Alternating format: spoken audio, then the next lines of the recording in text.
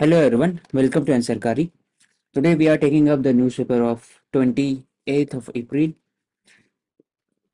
Starting with the first one, artificial intelligence is being used for electioneering process. कैसे? एक startup है, उसका नाम है AI service company polymath solution which is pitching the technology to political parties. अब वो political party जो बोल रहे हैं कि without going door to door for campaigning, the leaders, local leaders, can use that technology to directly connect with the people via phone call. Phone call में आपका grievances पूछा जाएगा लोकली कि आपको क्या दिक्कत है, क्या होना चाहिए, मैनिफेस्टो में क्या होना चाहिए, और उसके हिसाब से वो लीडर के जो आवाज है इसको यूज कर सकते हैं टू कन्विंस द वोटर कि आप मुझे वोट दीजिए। ऐसे टाइप हर जगह पॉलिटिकल पार्टीज के सामने पिच किया। अब इसमें फायदा भी है, नुकसान भी है।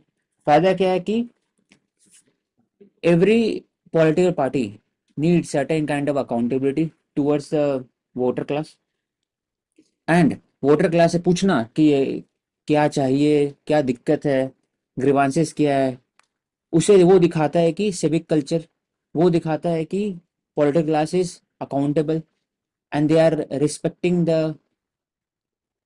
The opinion and the information regarding the voting.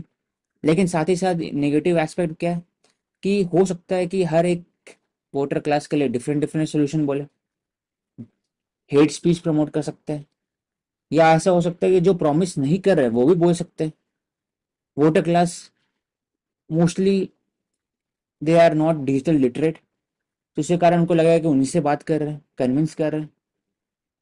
तो एक चैलेंज उठता है कि आर्टिफिशियल इंटेलिजेंस को सही तरीके से रेगुलेट कैसे करें इसमें, क्योंकि ऐसा हो सकता है कि whatever they are promising to the voter via phone call, या फिर दैट कैन बी फेक, और कोई और भी ऐसी टाइप टेक्नोलॉजी यूज करके उनको ड्यूप भी कर सके। तो कैसे रेगुलेट कर, तो इसमें इलेक्शन कमीशन ऑफ इंडिया का बहुत इंपॉर्टेंट रोल है यहाँ पर। एंड उनको एक तरह से एक वॉर रूम ऑलरेडी ऐसे सोशल मीडिया कंपनी के हिसाब से बना हुआ, where all the social media company are present in that during the enforcement of the MCC. वैसे ही आर्टिफिशियल इंटेलिजेंस को भी एक गाइडलाइन आना चाहिए एमसीसी के अंदर में,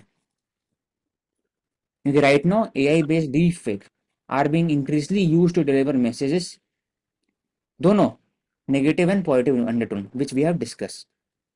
अभी हाल फिलहाल केस हुआ था रणवीर सिंह आमिर खान का, वो थे भी नहीं, वो पर फोटो था और वीडियो था, वो वोट करने का बात कर रहे थे, एकदम एग्जैक्टली दिख रहा था कि असली में वो कैंपेनिंग कर रहे हैं, लेकिन उनका फेस है इट वॉज क्रॉप्ड और it was used in certain kind of. तो आर्टिफिशियल इंटेलिजेंस बहुत ज़्यादा सोफिस्टिकेट होते जा रहा है, और लोगों का अवेयरनेस करना बहुत इंपॉर्टेंट है। उससे के लिए एडवर्टाइजमेंट सोशल मीडिया में और इलेक्शन कमीशन का एडवर्टाइजमेंट जैसा आता है कि वोटिंग करना जरूरी है, वैसे ही कैसे आप सतर्क रहिए आर्टिफिशियल इंटेलिजेंस और उससे फेक न्यूज़, वो न्यूज़पेपर में ला सकते हैं और मैसेज के थ्रू कर सकते हैं, व्हाट्सएप के थ्रू कर सकते हैं, और ई विजिल ऐप है। तो और वन जैसे हम बोलते थे demand for one comprehensive law to regulate the AI, तो वो हम्म, आना चाहिए। एंड यहाँ पे जैसे रीजनल लैंग्वेजेस की बात की जा रही है कि एआई क्या उसमें कंपैटिबल है, तो वो उतना कंपैटिबल तो नहीं हो सकता और अभी है भी नहीं है। तो इंग्लिश और हिंदी के लिए जैसे उसको हम यूज कर सकते हैं, तो ये भी एक एस्पेक्ट है। हम्म, जैसे हमारा जो इंडियन मॉडल एआई कृत्रिम जो है वो इसमें ठीक है, उसमें रीजनल लैंग्वेजेस एक फीचर है, बट ये स्पेसिफिकली कैंपेनिंग के लिए हो रहा है, तो इसमें ये अभी अवेलेबिलिटी एडवांटेज नहीं है। Yes. Private boat operator and marine drive feel the pinch as state forage in tourism. अब इसमें क्या इशू है कि black water, famous Kochi black water Kerala में, वहां पर प्राइवेट ऑपरेटर है मोस्टली। तो government has entered into the space in the business, और उसमें private boat operator are the feeling that no the government is entering into the business, no, तो उनके जो फेरी सर्विसेज है led by the Kochi water metro limited, it will be subsidise. तो लोग जो है उनको ज्यादा यूज करेंगे और उसके कारण जो कंपटीशन है it can B skewed towards the government. फायदा नुकसान क्या है? पहला बात क्वेश्चन उठता है कि क्या गवर्नमेंट को बिजनेस के अंदर उतरना चाहिए? तो उसमें दो रीजन होता है, उतर सकते हैं इफ, अगर पब्लिक इंटरेस्ट में बहुत इंपॉर्टेंट है फी को रेगुलेट करना, अगर बहुत एग्जॉर्बिटेंट फीस है और लोगों को, बहुत से लोगों को अगर पहुंचना है at a very affordable rate, जैसे ट्राम सर्विसेज है कलकत्ता में अंदर में, वैसे ही इसमें उतर सकते हैं। दूसरे इंपॉर्टेंट क्या है कि जब गवर्नमेंट अगर जब जाएंगे इसमें, तो उससे कम से कम जो कार्टेलाइजेशन ऑफ द फीस है या फिर फेयर प्राइसेस है, वो नहीं हो सकता है। दूसरा कि इंसेंटिव दे सकते हैं, solar power, it is solar power, India largest solar electric fair है इंद्र, और इट चार्जेस 20 और 10 रुपीज टेकिंग ट्रैवल पासेस। तो सोलर सर्विस और उसको प्रमोट करने के लिए गवर्नमेंट ने इंटर किया है, और वो एक दिखाई है कि it is a model as compare to other diesel electric, diesel and other petrol led turbine या मोटर्स, ये ज़्यादा सूटेबल है। तो एक एज अ मॉडल रहेगा। तो बाकी जो प्राइवेट स्पेयर है वो सोलर में भी उतर सकता है। तो उससे कंपटीशन हो गया, मार्केटिंग एफर्ट हो गया, और दूसरा कि पब्लिक इंटरेस्ट में फेयर प्राइस को कम करने के लिए भी हो सकता है। तो water metro service began operating in the marine drive year. Inclusive tourism के लिए, और बोल सकते हैं कि इनिशियली अगर suppose private sector is not ready to invest in particular sector, तो वहां पे पब्लिक सेक्टर और उसको वर्क करके दिखा सकते हैं कि it can be like it can work. तो to again attract more private sector, तो role of public sector is also equally और इम्पोर्टेंट। दूसरा हर एक sector it is not catering to the profit service, for example railways, कुछ कुछ sector होते हैं that is very crucial for the India development, very crucial for the overall social development, railway जैसे at a very affordable rate one can travel from Kanyakumari to Kashmir and each and every length and breath of India. तो इसलिए भी एक वो भी रीजन। Next, many of the 100 groups are demanding that green credit should be rolled back. Green credit program was initiated by the Ministry of Environment, Forest, Climate Change. उसके अंदर में एक इंस्टीट्यूट थे that monitors regulates the green credit service programme. उसमें था कि आपको कोई पैच दिया जाएगा, कोई लैंड पैच रहेगा, डिफॉरेस्टेड एरिया पैच रहेगा, आप आपको फिर दिया जाएगा, आप फॉरेस्ट ग्रो कर सकते हो, और according to the regeneration of forest, third party और forest department they will access, they will verify, और उसके बाद आपको ग्रीन क्रेडिट मिलेगा। फिर ग्रीन क्रेडिट को आप बेच सकते हो या अपने आप उसको इंसेंटिव के हिसाब से उसको और रिसोर्स जनरेट कर सकते हो। तो वो ग्रीन क्रेडिट प्रोग्राम था। अब इसमें बात हो रहा है कि क्रिटिसिज्म क्या है, इसका क्रिटिसिज्म ये है कि ये पोस्ट फैक्टो मॉडल है ग्रीन क्रेडिट प्रोग्राम, और उसका सूटेबिलिटी बहुत कम जगह। कैसे? ऑलरेडी कोई फॉरेस्ट है, उसको वहां पर रोड, इंफ्रास्ट्रक्चर या ब्रिजेस को पास करना है, तो mostly the private companies will focus on deforestation. उसके बाद फिर कैंपा के अंदर और ग्रीन क्रेडिट प्रोग्राम के अंदर कहीं और पर फॉरेस्ट ग्रो कर सकते हैं। तो ये क्वेश्चन उठाते हैं कि जो ऑलरेडी फॉरेस्ट एरिया है वहां पर अगर they have relate to the deforestation, तो वहां पे endemic species of the bio of the tree species animal वो तो डिस्ट्रॉय हो जाएंगे। तो जब जहां पर ग्रो भी करेंगे, क्या वही स्पीसीज होगा? नहीं, वहां पर उस स्पीसीज के हिसाब से होगा। तो देर इज डिफरेंस कि जो एग्जिस्टिंग स्पीसीज थे वो तो खत्म हो जाएंगे। वैसे similar is the with case to the tribal dwelling people, वहां पर रहते तो उनको रिहेबिलिटेट किया जाएगा, रिसेटल किया जाएगा, उस पर क्वेश्चन मार्क उठता है। क्योंकि हर एक का इकोलॉजिकल सिग्निफिकेंस अलग है, ग्रासलैंड का अलग है, मार्शलैंड का अलग है। हो सकता है ना मार्शलैंड में दे हैव ऑक्यूपाइंग स्पेस और कहीं और पर दे आर प्रमोटिंग फॉरेस्ट, तो मार्शलैंड तो खत्म हो गया। तो एक इसका इश्यू कारण दे आर जीसीपी के अंदर में अलग अलग वैल्यू नहीं दिया हुआ है, सबको इक्वल माना गया, ग्रासलैंड, मार्शलैंड, स्क्रब एक्सेट्रा बाकी सबको। तो ये क्वेश्चन उठता है इसमें कि ये पोस्ट फैक्टर है। दूसरा उठता है इसमें कि ऑलरेडी जो कैंपा फंडिंग है उसमें बात होता है रीजनरेशन ऑफ फॉरेस्ट, उसमें ईआईए का रोल धीरे धीरे कम हो जाता है। It has made it is not mostly use for post facto clearance, तो एक वो इशू है। तीसरा है कि जीसीएफ को यूज कर सके, जीसीपी जीसीपी को यूज कर सकते हैं in the area where the land has already been degraded, जो ऑलरेडी खत्म हो चुका है, बैरन हो चुका है, लैंड डिग्रेडेड हो गया था, उसको रिक्लेम करने के लिए यूज कर सकते हैं। या फिर एक्विफायर रिचार्ज में जहां पर वाटर रिक्लेम करने के लिए यूज कर सकते हैं रादर देन की एफॉरेस्टेशन प्रोसेस। तो जो जीसीपी है फर्स्ट, अगर हम बोले तो मार्केट बेस्ड मैकेनिज्म है, और this is to incentivise voluntary environmental actions. तो मैंडेटरी नहीं है to hmm. Register into green credit programme, voluntary है। Hmm. And apart from this, ये 8 की टाइप्स ऑफ एक्टिविटीज है जो ये एम करता है: tree plantation, water management, sustainable agriculture, waste management, air pollution reduction, और मैनग्रोव कंजर्वेशन एंड रिस्टोरेशन। तो ओवरऑल ये रिस्टोरेशन में हेल्प करेगा, and this would be applicable to restore the forest which are deemed as degraded. तो yes. Degraded forest region के लिए है, and ठीक है, इम्पोर्टेंट। तो इसको कैसे ट्वीक कर सकते हैं मेरे अकॉर्डिंग? पहली बात है, जो फॉरेस्ट डिग्रेडेड है तो उस फॉरेस्ट का डेटा होना चाहिए कि कौन से ट्रीज थे, स्पीसीज थे, कौन से एनिमल थे, और उसके हिसाब से अब रीप्लांटेशन और प्लांटेशन ट्राई पर जा सकते हैं। एक वो हो सकता है। और आप ट्रेड भी कर सकते हो, तो जैसे बोला मार्केट बेस्ड मैकेनिज्म है, तो ग्रीन क्रेडिट रजिस्ट्री है जो हेल्प करेगी इन ट्रैकिंग एंड मैनेजिंग जो भी क्रेडिट्स हैं। तो this is the trading platform. Hmm. Karbi Anglong district of Assam, वहां पर it is being set up with the help of locals. तो यहाँ पर एग्जांपल दिया co living, art of co living. इसमें एक कम्युनिटी लिविंग स्पेस है where young people from the both locals they interact with each other and they learn how to manage the resources, natural resources in a very sustainable manner, और traditional method और उनके जो heritage है उसको कैसे promote किया जाए, traditional method of cultivation, traditional method of building spaces, so that it is disaster proof, promote कैसे ड्यूरिंग फ्लड। तो लेकिन आर्ट ऑफ को लिविंग, ये तो बात हो रहा है लोकल्स और ट्राइबल का। This can be replicated in the nature based solution in the NEP. वहां पर जब बात होता है कि teacher should be trained for local drive, local areas में जाकर के अपने बच्चों को भेज सकते हैं, वह सिखा सकते हैं कि कैसे ट्राइबल्स रहते हैं, हेरिटेज क्या है, कस्टम क्या है।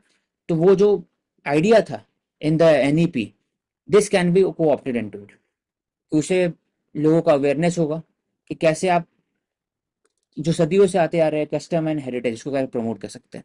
पेंटिंग, इंटरेक्शन, सोशल कैपिटल बढ़ेगा, इंटरेक्शन बढ़ेगा, आपस में फेटर्निटी बढ़ेगा, तो और art society of co acts as living glue and ये सेंस ऑफ हुआ। कम्युनिटी डेवलपमेंट होगा। हम्म। हम्म। बहुत मच। डिजास्टर रेजिलियंस में भी जैसे हम बोलते हैं कि जो ट्रेडिशनल मेथड्स हैं उनको प्रमोट किया जाना चाहिए, चाहे वो कंस्ट्रक्शन में हो, बिल्डिंग्स में हो।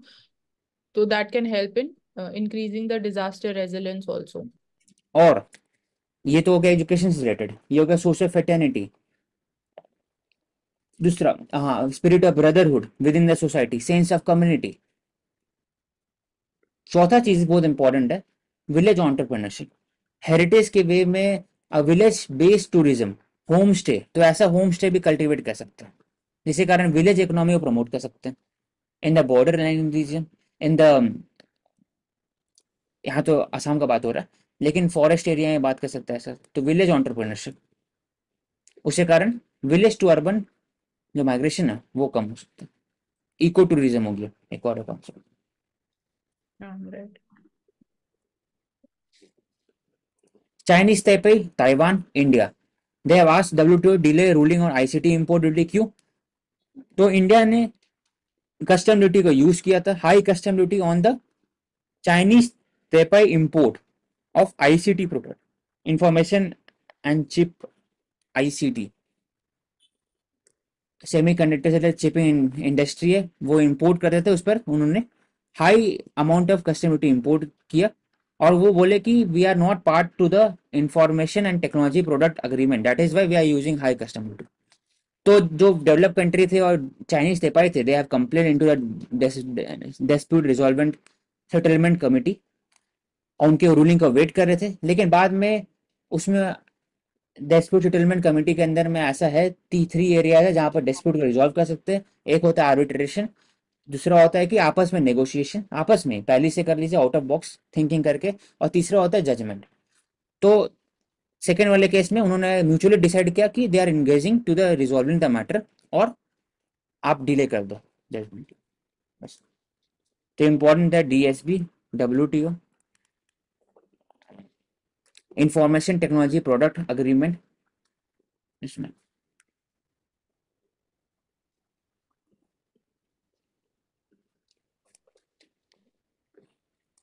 Regarding mobile phone manufacturing, India has increase manufacturing to $15 billion, उसमें से $10 बिलियन सिर्फ आईफोन के। एंड और ये $15 billion is not manufacturing, it is export, $15 billion. This showcases कि India's commitment to the China Plus One policy to diversification of the services into manufacturing sector, manufacturing come service sector. पहले हमेशा IT service थे, अब manufacturing में आ गए। With the use of incentive, corporate incentive दिया गया by reducing the corporate and minimum tax to 25.17%। और दूसरा कि startup India, make in India, PLI and DLI scheme. तो सेमीकंडक्टर भी इंडिया में है। उसके बाद फिर ऑलरेडी जो कॉन्ट्रैक्ट बेसिस पर जो कंपनीज है उनके लिए एफडीआई ओपन किया गया, 100% ओपन किया गया इन दिस सेक्टर। इसी कारण एक्सपोर्ट बढ़ गया $15 बिलियन। और इसमें एक और रीसेंट एक बहुत बड़ी डेवलपमेंट ये है कि इंडिया में पहला जो ट्रांसशिपमेंट पोर्ट है वो डेवलप किया जा रहा है by Adani ports in Visakhapatnam. ये इंडिया का पहला ट्रांसशिपमेंट पोर्ट है, अभी तक इंडिया में कोई ऐसा पोर्ट ही नहीं था। तो ये भी हमारे इंपोर्ट्स और एक्सपोर्ट्स को बूस्ट करने के लिए बहुत हम्म। इंपॉर्टेंट रोल प्ले कर सकते हैं। जैसे ट्रांसशिपमेंट अगर हम बात करते हैं, कोई सपोज यूरोप से कोई हम कुछ इंपोर्ट कर रहे हैं, तो वो हमें लाइक उसको जो बोलेंगे कि जो गुड्स थे अगर उनको हमें रिसीव करना है तो इंडिया उनको डायरेक्टली रिसीव नहीं कर सकते। कुछ पोर्शन उसका जैसे श्रीलंका में डीपोर्ट होता था और फिर वो इंडिया को वो वहां से एक्सपोर्ट कर देते, तो इससे जो कॉम्पिटिटिवनेस है और जो कॉस्ट भी है इंपोर्ट्स की वो हमारे लिए इंक्रीज हो जाती थी। तो अब जो ट्रांसशिपमेंट पोर्ट है that is being developed Visakhapatnam में, इंडिया का first port by Adani ports. ठीक। कोकोनट, अब कोकोनट बात की है, they are mostly grown in the southern state, Kerala, Karnataka, Tamil Nadu, Telangana, Andhra Pradesh. 90% of coconut. और कोकोनट, पहली बात है कि इसको सबसे सूटेबल रीजन कहाँ पर है? ट्रॉपिकल प्लांट है, 20 डिग्री नॉर्थ 20 डिग्री साउथ के बीच में होता है, best 27 degree centigrade, 60% humidity high चाहिए, that is why high relative humidity के कारण ही they are grown mostly in the coast line region. फिर coconut palm, they can grow in variety of soil type, laterite, coastal, sandy, alluvial, mostly sandy में होते हैं, and least in the clay soil, that is why it is not grown in the northeast region, not ideal for the trees to grow। Elevation भी चाहिए 600 metre, और थोड़ा acidic soil चाहिए 5 to 8 के बीच में, एसिडिक और थोड़ा बेस भी हो सकता है 5 to 8। India is the world largest coconut producing country with 31% of global share, 31% है इंडिया में। इंडिया में सबसे ज्यादा किसमें? केरला है, उसके बाद फिर कर्नाटका आता है। तो ये दोनों फैक्ट हो गए। इंडिया थर्टी वन और परसेंट वर्ल्ड वाइड कोकोनट। अब फायदा क्या है कोकोनट? उसमें rich in fibre, vitamin A, D, E, K, और वाटर वाटर सोल्यूबल नहीं, D is fat soluble, A, D, E, K fat soluble है। तो फैट सोल्यूबल विटामिन इसमें है। फिर बॉवल मूवमेंट में हेल्प करते हैं, गट हेल्थ प्रमोट करते हैं, कार्डियोवास्कुलर हेल्थ प्रमोट करते हैं, even delays Alzheimer in during the heat wave. अभी जब हम हीट एक्शन प्लान की बात कर रहे थे, coconut can be used for daily consumption. इसमें इंसेंटिव देना चाहिए। इंसेंटिव कोकोनट में नहीं है, कोपरा में है, जो एक इसके जो चारों तरफ जब सूख जाते तब जो फाइबर निकाला जाता है उसको कोपरा बोलते हैं। तो उसमें एमएसपी, कोकोनट में नहीं, अभी हाल फिलहाल में। तो वो आप स्किन रूटीन में, गट हेल्थ, बॉडी, सीबीडी सब में हेल्प करता है कोकोनट। इसको लोकल क्यूजीन उसमें भी यूज़ करते हैं। तो डिहाइड्रेशन होता है तो कोकोनट को यूज़ करते हैं। तो हीट एक्शन प्लान में कोकोनट को प्रमोट कर सकते हैं, कोकोनट वाटर। बोलो मौस। कोकोनट में Indonesia is the world leading coconut producer followed by Philippines and then India. तो India third largest coconut producer in the world. और केरला को हम बोलते हैं इंडिया में हाईएस्ट प्रोड्यूसर है। तो केरला, कर्नाटका, तमिलनाडु तीनों स्टेट्स कंबाइन करें तो they are producing 85% of the India total production of coconut. और केरला में जो टर्म है ना, केरा, KERA, उसका मतलब भी कोकोनट ट्री होता है। तो ये वहीं से डिराइव्ड है। And there is one coconut development board also. तो ये स्टैट्यूटरी बॉडी है, 1981 में स्टैब्लिश की गई। And this is under the ministry of agriculture and farmers welfare. Their headquarters is in Kochi, Kerala. तो ये फैक्ट हो गया। Coconut board of India. हाँ, coconut development board. Coconut statutory board है, मिनिस्ट्री हाँ, of statutory, agriculture and farmers welfare. Agriculture में आता है। हाँ, ये एग्रीकल्चर फार्मर्स वेलफेयर में। ठीक है। बाकी तो इसमें मतलब मिनिस्ट्री आके of ministry of commerce. Commerce में। हाँ, हम्म हेडक्वार्टर भी केरला में ही है, कोची में। इसको लिख लेना कुछ। अब NAFLD, non alcoholic fatty liver disease. तो जो फाइबर्स होते हैं वो फॉर्मेशन होना स्टार्ट होते हैं। This showcases the deposition of the fat on the levers. जो अल्कोहल सबसे ज़्यादा यूज करते हैं, तो अल्कोहल इसी कारण क्या होता है, जो alcohol it gets converted into aldehyde in the liver. तो लिवर का जो रोल है फॉर द कन्वर्जन वो धीरे धीरे कम होता रहता है। उसको अल्कोहलिक फैटी लिवर डिजीज बोलते हैं। लेकिन नॉन अल्कोहलिक कब होता है, जब फैट कंजम्पशन बढ़ाते हो, प्रोसेस फूड बढ़ाते हो, sugar, high fat, high salt content लेते हो, तब होता है। तो NAFLD is consider as a metabolic syndrome. It can lead to the type 2 diabetes जो क्रोनिक होता है, हार्ट डिजीज सबके कारण। तो ओवर कैसे कम कर सकते हैं, कैलोरी रिस्ट्रिक्शन, शुगर इंटेक को कम कर सकते हैं, फिजिकल एक्टिविटी को बढ़ा सकते हैं, वेट लॉस बढ़ा सकते हैं। तब जाके NAFLD। Next to concept, golden visa and golden citizenship. Golden visa है कि लाइफ टाइम वीजा आपको मिलेगा अगर आपके पास रेसिडेंसी परमिट है और आप हाउस बाई कर सकते हैं तब। गोल्डन सिटीजनशिप क्या होता है कि आपके इन्वेस्टमेंट ड्रिवन सिटीजनशिप है, कि आपके पास कुछ $1 मिलियन है, या डिपेंड करता है, $7 लाख, $1 मिलियन, $8 लाख। आप वो इन्वेस्ट करेंगे कंट्री के अंदर तो आपको सिटीजनशिप मिल जाएगा। सिटीजनशिप बाई इन्वेस्टमेंट बोलते हैं उसको। तो बहुत सारे कंट्रीज थे पहले जो दे वर प्रमोटिंग सिटीजनशिप बाय इन्वेस्टमेंट, तो golden citizenship for example Europe country में कुछ स्पेन हो गया, पोर्तुगल हो गया। तो अभी देखा गया कि 10% of global application for the golden visa were Indian, और many of them were using the loophole for the investment, कि 1 मिलियन है मैक्सिमम और आराम से सिटीजनशिप मिल जाता है। तो जो भी यहाँ इंडिया में इनके ऊपर कुछ भी केस लगता था पहले भी, वो चल जाते थे और एक तरह से सिटीजनशिप अप्लाई कर देते थे। So they were using the loophole of the investment slowly. That is why Europe is withdrawing them, और many of the countries have stopped golden visa. तो इसमें स्पेन, UK, आयरलैंड, ऑस्ट्रेलिया बंद कर दी। Country that have tighten norms, US। Pick दो। Kidney transplantation, important institution थोता act, transplantation of human organ and tissue act of India 1994। इसके under हमें body है, नोटो सोटो, नेशनल है, एक और स्टेट है। अब इसमें प्रॉब्लम क्या किडनी ट्रांसप्लांटेशन में, कि mostly many of them are waiting for dialysis. 50,000 patient are waiting for dialysis in the Kerala, और they lead to the complication of lethal infection. Many of them cannot pay for kidney transplantation, और उनके कारण फिर death हो जाता है due to high creatinine level और kidney damage. पहला जो कि लोगों के अंदर अवेयरनेस है, तो लोगों के अंदर में एक एंजाइटी है with regarding to organ donation, क्योंकि कोई कोई लोग सोचते हैं कि लाइफ, जो there is a life after death, तो किडनी नहीं रहेगा तो एंजॉय नहीं कर सकते बाद में, ऐसा कोट एंड कोट कॉन्सेप्ट है कोई कोई रिलीजन के अंदर में। तो वहाँ डोनेशन और कम होता है।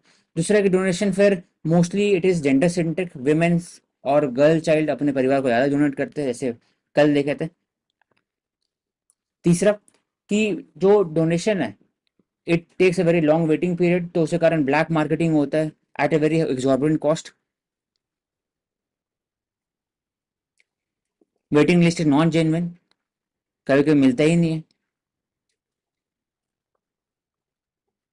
और ऑर्गन डोनेशन इंडिया में वो जब ब्रेन डेड होते हैं या फिर आपको डोनेट भी करना होता है तो ऑल्ट्रुइस्टिक ऑर्गन डोनेशन है इसमें, तो भी आता है।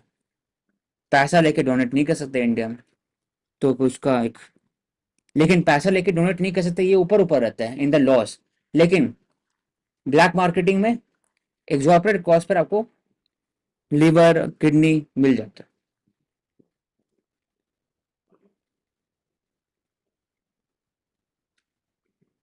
तो इसमें बोला है कि क्या कर सकते हैं। पहली बात है कि organ allocation algorithm can help in parting deciding who gets the kidney when a disease donor kidney becomes available. तो ये प्रोग्राम के अंदर में अप्लाई कर सकते हैं। रिकॉर्ड कीपिंग होना चाहिए फॉर पेशेंट ऑन डायलिसिस, एक सेंट्रलाइज रिकॉर्ड कीपिंग होना चाहिए इंडिया में, जहाँ पर डोनेशन चाहे वो किडनी का रहे, लिवर का रहे, हार्ट का रहे, सब चीज़ का सेंट्रलाइज रिपोजिटरी होना चाहिए। हर एक स्टेट उसको यूज कर सकते हैं और हर एक स्टेट के अंदर, डिस्ट्रिक्ट के अंदर में एक रिपोजिटरी होना चाहिए जो जो अपडेट करते रहना चाहिए with respect to the organ donation drive and organ organ allocation. उसके हिसाब से आपको पता चल जाएगा कि कहाँ पर शॉर्टेज है, कहाँ पर नहीं है। हो सकता है कि झारखंड में नहीं मिल रहा होगा लेकिन केरला में आपका चांस आ जाए। तो ऑल ओवर इंडिया में आपको होना चाहिए कि आप यहाँ जाके कर सकते हो donation rather than state specific.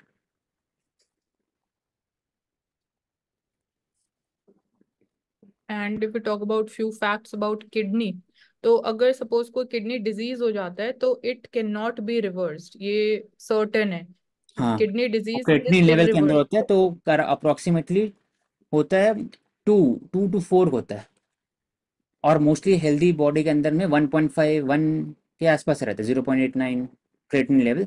जैसे ही 2 के तो ऊपर आता किडनी है, में 4 के ऊपर आता है तो ऑलरेडी ये इंडिकेट करता है किडनी फंक्शन उतना नहीं कर पा रहे, तो आपको हैवी ड्रग दिया जाता है। ये लास्ट स्टेज में डायलिसिस किया जाता है। डायलिसिस में भी आप लॉन्ग टर्म रह सकते हैं अगर आपके पास पैसा है, सब चीज़ है तब। और डायलिसिस को शायद इसको इंक्लूड किया गया है इसके अंदर भी, पीएमजे के अंदर भी। हाँ, that is a part of it. और जो किडनी सेल्स हैं, नेफ्रॉन्स जो हम बोलते हैं, उनका नंबर भी with time it keeps on declining in our body, मतलब हाँ। किडनी के अंदर। हम्म। और हाई ऑक्सलेट फूड्स जो हैं they are harmful for the kidney. High oxalate foods for example milk, eggs and cheese, this increases the risk of kidney stones by 10-fold। तो it hampers the health of kidney। and जो sodium level है हमारी body में, that is regulated by kidneys. Apart from this, kidney के kidney ऊपर के जो ऊपर में एड्रिनल एड्रिनल ग्लैंड होता है है। हाँ हम्म। वो लोकेटेड है। हम्म। ठीक है, यही है। अब इस बार पीटी में पूछा था regarding to the tools that are used by the species, तो ओरांगुटान का एग्जांपल था। हनी बी का पूछा तो स्वॉडल डांस, कैसे वो मूवमेंट करते हैं, डांस करते हैं to attract the other community members. वैसे ही एक एग्जांपल है माउथफुल, जो पेलिकन उनके जो बीक होते हैं अलग अलग, हेरॉन, पेलिकन या फिर साइबेरियन क्रेन, सबके अलग अलग बीक होते हैं। It is specific for the design, specific. यहाँ पर रिपोजिटरी है तो जो फिश खाते हैं यहाँ पर इसको यूज करते हैं, उसके बाद फिर धीरे धीरे इसको अंदर लेके जाते हैं। तो इनका जो बीक है it can B use from needle, shopping bag, bird use the bill from hunting, defence, nest building, preening. सबके अलग अलग होते हैं लेंथ और स्पेसिफिक, अलग अलग नीश है। अब पेलिकन है उनका अलग बीक है, कोई और वैसी हेरोन अलग होंगे। तो जो हम लोग इकोनॉमिक्स जो इन्वायरमेंट पढ़े थे, नीश एग्जैक्टली हैबिटेट इकोसिस्टम के अंदर आप स्पेसिफिक एरिया में नीश है, उनका डायरेक्शन है, स्पेशलाइजेशन है with respect to they are residing, habitat और डाइटरी प्रेफरेंस। तो सबका अपना अपना सी अलग अलग है, तो इसी कारण they have adapted to specific kind of dietary plan, और उनके हिसाब से भी उनका बीक होता है डिजाइन। जैवलिन लाइक स्पीयर होता है किसी का, हेरोन और इंग्रेड का, that is used for piercing the fish amphibian. तो हाथ उनके पास नहीं है तो बीक से वो हटाते हैं हर चीज को, तो beak is a tool. Forest fire, forest fire reaches दो स्टेट और Nainital mostly prone forest survey of India, हर 2 साल में एक बार होता है, और फॉरेस्ट इंस्टीट्यूट ऑफ इंडिया करते हैं। उसके अंदर में बोला गया है कि mostly prone region forest fire के कौन से हिमालयन रीजन और नॉर्थ ईस्ट रीजन। अब यहाँ फॉरेस्ट फायर नैनीताल में हुआ तो क्या इसका सोल्यूशन है? पहली बात है कि लोकल जो शेफर्ड होते हैं और कम्युनिटी, लोकल कम्युनिटी, उनको रोपिन करना चाहिए, उनको इंसेंटिव देना चाहिए कि कहीं भी अगर आइडेंटिफिकेशन होता है तो अब जल्द से जल्द आप ऑनलाइन कंप्लेन कर सकते हो। एक इमरजेंसी एसओएस होना चाहिए उनके पास, क्योंकि वो उनको पता होता है direction track of the forest. Second, mapping कर सकते हैं एट मोस्ट प्रोन रीजन, उसके हिसाब से वहां पर जो स्क्रब्स है, ड्राई स्क्रब्स है, उसको हटा सकते हैं।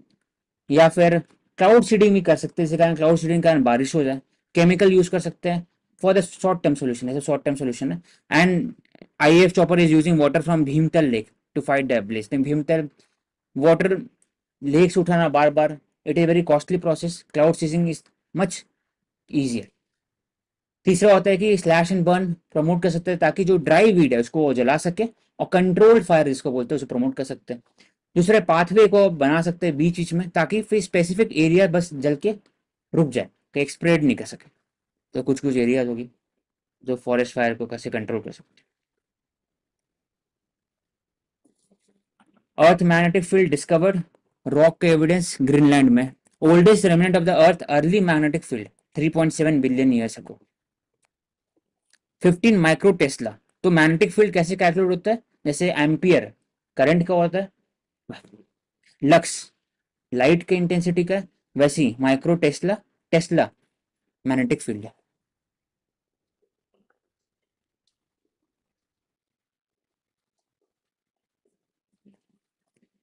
लोक Adalat, Lok Adalat it is established for the redressal of the small grievances, जैसे यहाँ पर दिया हुआ है। Criminal compoundable offences, matrimonial, land acquisition, service, revenue, civil cases, labour dispute, सब एरियाज में लोक अदालत एस्टैब्लिश होता है, और उनके जो जजमेंट होता है इट इज फाइनल। आप आर्बिट्रेशन कर सकते हो, और दूसरे की लोक अदालत में अगर कोई जजमेंट है पेंडिंग तो आप जाके इसको अपील नहीं कर सकते, और फाइनल अगर अपील कर सकते हो, लेकिन अगर फाइनल जजमेंट दे चुके हैं तो वो फाइनल है, वापस से इसको नहीं बोल सकते, अपील नहीं कर सकते। तो लोक अदालत, अब नेशनल लोक अदालत डे 11 मई 2024 है। It is establish bye DALSA NALSA, NALSA और डालसा और सालसा। स्टेट हो गया, नेशनल हो गया, और डिस्ट्रिक्ट हो गया। अब ये क्या है, एक तरह से लीगल सर्विस अथॉरिटी, डीपीएसपी के अंदर में स्टेट को मैंडेट है, मैंडेट नहीं, स्टेट को डायरेक्शन है अंडर डीपीएसपी कि आप free legal affordable legal service provide करना चाहिए हर एक जन को। उसके अंदर में pregnant women, old age, SC ST OBC, सबको एक लीगल एड दिया जाता है under the 1987 NALSA act. Chairman chairperson CJ होते हैं, चीफ जस्टिस ऑफ इंडिया, और नालसा एक तरह से अफोर्डेबल फीस लेते हैं, और वो सपोर्ट करते हैं किसी को भी जो डेस्टिट्यूट। तो उसी को सेलिब्रेट करने के लिए ऐसा बोला है कि 10 से 4 के बीच में ऐसा खुलेगा, जिसमें डेट रिकवरी ट्रिब्यूनल, बाकी जगह आप जाके कंप्लेन रिड्रेस कर सकते हो जल्दी से, ताकि स्पिरिट ऑफ जस्टिस बढ़ा सके एट लोकल। और उनके पास सिर्फ सिविल कोर्ट की पावर होती है, and hmm, they form a part of ADR also, alternative dispute resolution system जो है, and they are statutory in nature under the Legal Services Authorities Act of 87। 1987. Next, C vigil, election commission of India कैसे ensure करें कि जो free and fair election कैसे चले, और इसमें सिटीजन पार्टिसिपेशन इंपॉर्टेंट होता है। तो सी विजिल ऐप एक ऐसा ऐप है जहाँ पर कहीं भी मैल प्रैक्टिस और election malpractice, for example कोई कहीं पर दारू की बोतल से लिया जा रहा है वोट, कहीं पर सब फ्री सब्सिडी का बात हो रहा है, झूठ बोला जा रहा है, धमकी दे रहे हैं, जबरदस्ती वोट दिलवा रहे हैं, फिर हेट स्पीच प्रमोट कर रहे हैं, फर्जी समाचार फेक न्यूज प्रमोट कर रहे हैं, तो वो फोटो क्लिक करके ऑनलाइन एप्लीकेशन में अपलोड कर सकते हो। उसके हिसाब से इलेक्शन कमीशन ऑफ इंडिया कार्रवाई कर सकते हैं with the use of RTO, with the use of returning officer and district administration. Helpline number में 1950। Urdu's god of poetry important, Mirza Ghalib. Ghazal इनके बहुत फेमस है। और एक मीर ताकि मीर भी मेंशन्ड है इधर स्टार्टिंग में, बिल्कुल इंट्रो में। मीर ताकि मीर 1723 से 1810। हम्म। Union government releases disaster relief fund for Karnataka and Tamil Nadu. This showcases the spirit of cooperative federalism कि कैसे सेंटर भी उनका रोल रहता है कि they should support state during the crisis. तो तमिलनाडु एंड कर्नाटका की तरफ से क्या कंप्लेन है कि उनका डैमेज ज़्यादा हुआ है, 20,000 करोड़ अप्रॉक्सीमेटली, 15,000 का अप्रॉक्सीमेटली, लेकिन उनको मिला सिर्फ बहुत कम, 3,900 करोड़, 3,500 करोड़। तो ओवरऑल इसका सोल्यूशन एक ही निकला था कि आप लोकल बॉडीज को इनिशिएटिव देंगे कि एक सोशल बॉन्ड के तहत में डिजास्टर बॉन्ड को आप ले सकते हो, लॉन्ग टर्म बेसिस पर आप बॉन्ड को प्रॉपर पैसा दे सकते हो टूवर्ड्स द जो बॉन्ड ओनर है, लेकिन शॉर्ट टर्म के लिए बॉन्ड इशू कर सकते हो, उससे आपको पैसा भी मिल जाएगा अफोर्डेबल रेट में, और जो कॉर्पोरेट सेक्टर है उनका भी एक ब्रांड वैल्यू बढ़ जाए कि they have investing to the disaster bond. बाकी तो ये दो एक सोल्यूशन हो सकता है। India and Oman. Oman, Dhakam port. It is residing just near to the Strait of Hormuz, or it is one of the choke point of the region. That is why operation prosperity guardian से लेकर के India की जो navy है, they are they have used they had used Visakhapatnam INS, Visakhapatnam INS Delhi to make that region free from the piracy और attack from the Houthi. तो अब ओमन से रिलेटेड, ओमन ने एलिमिनेट किया duties on approximately $3 billion worth of agriculture product James jewellery leather. उसी कारण जो इंडिया का जो ओवरऑल रिलेशनशिप है ओमन वो बढ़ेगा। Oman is a gateway to the GCC, gulf cooperation council, तो एक बार सर्च कर लो मानसी। और हम्म। वो आईएमईसी कॉरिडोर में इंपॉर्टेंट रोल प्ले करें। डाकम पोर्ट ऑल्टरनेटिव रहेगा to the Gwadar and Chabahar port. और दूसरा कि ओमन में मोस्टली इंडियन लोग भी वहां पर है, तो it will promote people to people contact. तो लिखिए इंडिया तो एंड गल्फ कोऑपरेशन काउंसिल के member countries Saudi Arabia, UAE, Qatar, Iran नहीं है उसमें। कुवैत, ओमान और बहरीन। हाँ, हम्म, ईरान नहीं है। और it is the largest trading block of India, मतलब हम्म, इंडिया के लिए, फॉर इंडिया। हम्म, ठीक है। बाकी व्हाट इज कैंडिडेट ठीक। इलेक्टेड अनअपोज्ड, क्यों हुआ? ये एग्जाम्पल कहाँ का है? सूरत का है। वहां पर खड़ा हुए कैंडिडेट कांग्रेस पार्टी की तरफ से, लेकिन उनको डिस्क्वालीफाई कर गया क्योंकि ऐसा है एक सेक्शन 53 आरपीआर 1951 के अंदर में कि आप जब भी इंफॉर्मेशन फर्निश करते हो रिगार्डिंग द ओन आपका एजुकेशन क्वालिफिकेशन से रिलेटेड, या फिर जो सब शुरू में एक प्रपोजल होता है तो उसमें दो होता है आई थिंक, एक ही चाइल्ड जो रिकॉग्नाइज पार्टी उसके लिए एक इंपॉर्टेंट है, और जो रिकॉग्नाइज नहीं वहां पर 10 है, 10 या 5 है। तो कांग्रेस पार्टी के जो थे वो शायद सेम कहीं ना कहीं इशू था with regarding to the information, उसके कारण जो रिटर्निंग ऑफिसर थे दे हैव मॉनिटर, और उसके बाद फिर डिस्क्वालीफाई करते थे। तो और जीत गए फिर बीजेपी के जो कैंडिडेट थे।